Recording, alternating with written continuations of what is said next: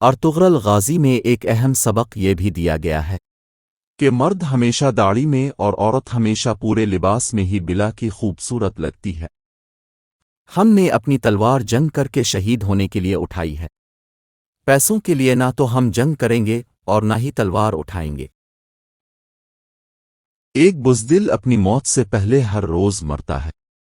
ایک بہادر صرف ایک بار لیکن وہ بہادری سے مرتا ہے۔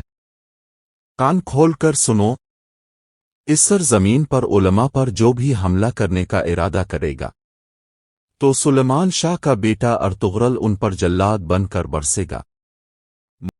اگر ہمیں رہنے کی جگہ میسر ہو جائے تو ہم ان سرزمینوں کو حلال کمائی کا مرکز بنا دیں گے، پھر ہمارے پاس دنیا کے بہترین کاریگر، تاجر اور شاعر ہوں گے۔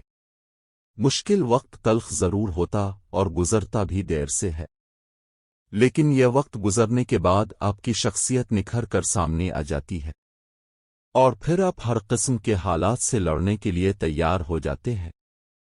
سمجھی تو یہ وقت اچھے برے کی پہچان کروانے اور رب سے قریب کرنے میں آپ کا مددگار ہے۔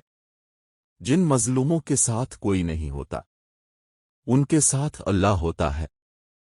صرف وہی لوگ جو بڑے خواب دیکھتے ہیں تخت کی راہ پر آگے بڑھ سکتے ہیں۔ جب تک اللہ پر ہمارا ایمان پختہ ہے، کوئی ہمیں ہمارے گھٹنوں پر نہیں لا سکتا۔